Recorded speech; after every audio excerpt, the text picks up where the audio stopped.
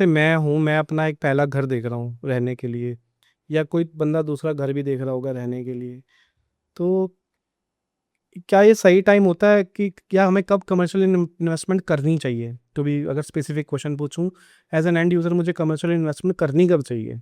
क्या लगता है? देखिए, सबसे पहले तो आपके पास एक घर होना चाहिए डेफिनेटली, एक रहने के हिसाब से।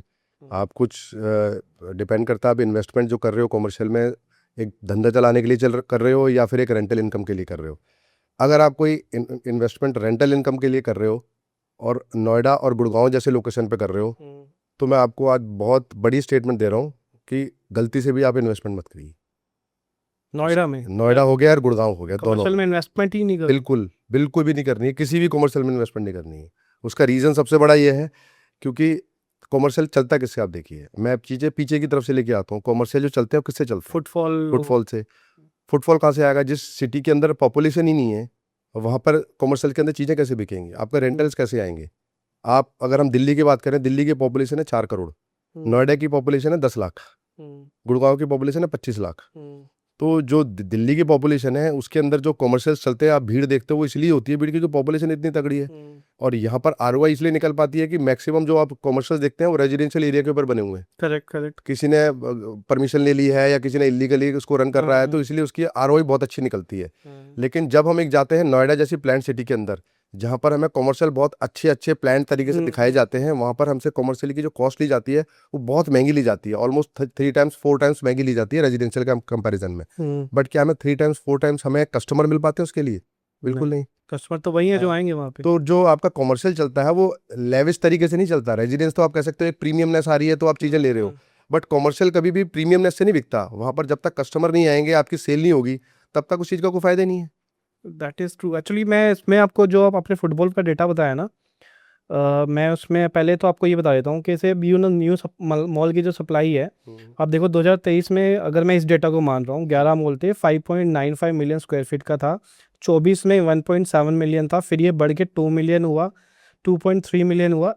मतलब आप ये सोच के चलो कि 5 मॉल के बाद ये एडिशनल सप्लाई इन्होंने डाल दी 7 मिलियन स्क्वायर फुट की, जो कि 2025 की बात कर रहा हूँ, अभी पाइपलाइन में है। ठीक है।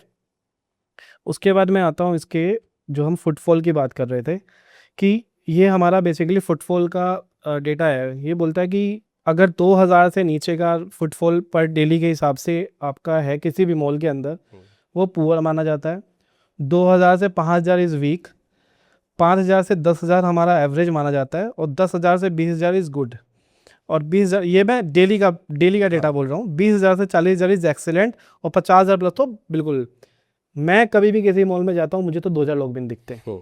तो भी वेरी ऑनेस्ट बता रहा हूँ, आप शायद लोग भी जाते होंगे, उनको दिख जाए 2,000 लोगों का मतलब होता है कि लोग तुम्हें मॉल भरा हुआ दिखेगा, और ये उसको भी पुअर बोल रहा है।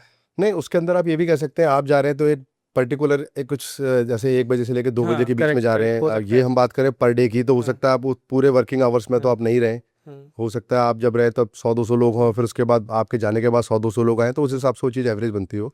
बट फिर भी जैसे जो आप बात कर रहे हैं वो बात फैक्ट है कि मतलब कम से कम पूरे दिन के अंदर उतनी एवरेज नहीं आती लोगों की जिससे वो मॉल चल सके। तो आपने कभी इसके ऊपर रिसर्च करी या आपने कभी ये जानना चाहा? क्योंकि लोग जो है ना, कभी भी इन चीज़ों को मतलब लोगों के मन में क्यूरियोसिटी नहीं होती कि कुछ चलते हैं मॉल, लोग क्यों चलते हैं, और जो नहीं चलते वो क्यों नहीं चलते हैं। लोग केवल इन्वेस्टमेंट करके फिर देखते हैं, इन्वेस्टमेंट करते हैं, लॉस खाते हैं, फिर देखते हैं कि वो क्यों चल रहे हैं या क्यों नहीं चल रहे। बस उनको जब सेल्स पर्सन बताते हैं सर इन्वेस्टमेंट कर दो, 12% का रेंट है, आपको बहुत अच्छा रिटर्न आएगा, बस आप ये सोच के इन्वेस्टमेंट कर देते हैं। बट लेकिन आप ये नहीं सोचते कि जो लोग सक्सेसफुली मॉल रन कर पा रहे हैं या वो मॉल क्यों चल रहे हैं, इसका रीज़न क्या है। अगर आप डेटा उठा के देखेंगे ना, आप पूरे एनसीआर का डेटा उठा के देख लो, आप मॉल केवल वही चल रहे हैं जो बिल्डर ऑपरेटेड हैं, जो बिल्डर ने बेचे नहीं है, केवल वही मॉल चल रहे हैं।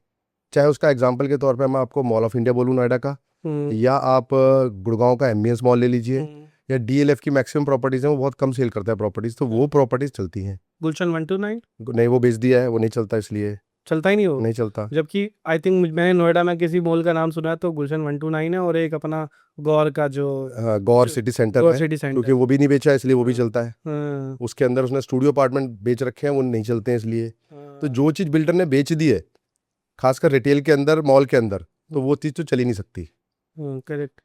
बिल्डर जो खुद अपने पास रखता है, क्योंकि बिल्डर की जो कॉस्ट आती है कंस्ट्रक्शन को लेके बहुत कम आती है मेरे में, तो वो अगर लीज करता है तो वो अपने हिसाब से लीज कर सकता है, कम में भी कर सकता है, तो तब भी उसका प्रॉफिट आएगा, तब भी उसका 10% 12% का प्रॉफिट आ सकता है रेंटल का, क्योंकि उसकी जो कंस्ट्रक्शन कॉस्ट है बहुत कम है। करेक्ट। बट लेकिन वही चीज़ अगर वो आपको बेचेगा तो आप उसके अंदर 50% 70% का प्रॉफिट लगाएगा, फिर आपको बेचेगा, फिर अगर उस पर रेंटल आएगा तो वो इतना कम आएगा तो उसके अंदर आपकी आरओआई नहीं निकलेगी। बिल्कुल सही है। तो इसलिए बिल्डर केवल वही मॉल सक्सेसफुली रन कर पाता है जो खुद वो ऑपरेट करता है और खुद ही लीज करता है और खुद ही रेंट खाता है उसका। ओके, मतलब बेसिकली एक पहली चीज़ तो यही होगी कि अगर वो लीज पे नहीं दे रहा है, गो मतलब अपने पास नहीं रख रहा है बिल्डर, तो वो मॉल में तो तुम्हें जाना ही नहीं है।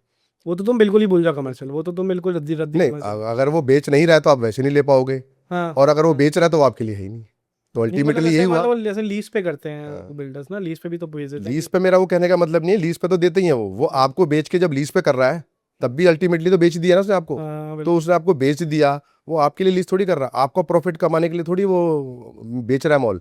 लीज पे तो वो इसलिए करते हैं कि लीज पर दिखा के बेचना ईजी होता है। मॉल जो बनाए जा रहे हैं आज की डेट में, जैसे मैंने आपको बोला कि बेचने के लिए बनाए जा रहे हैं स्पेशली, तो अगर बेचना है तो उसके लिए सक्सेसफुली अगर बेचना है, बहुत जल्दी बेचना है, तो उसको लीज दिखाना पड़ेगा कि हम लीज कर रहे हैं इसकी, तभी तो बिकेगा। सपने जब बेचने हैं तो यही तो दिखाया जाएगा कि आपकी जो प्रॉपर्टी है हमने 10 साल के लिए लीज पे कर रखी है, हम इसको लीज करेंगे और आपका रेंटल आएगा और इतना % रेंट आएगा।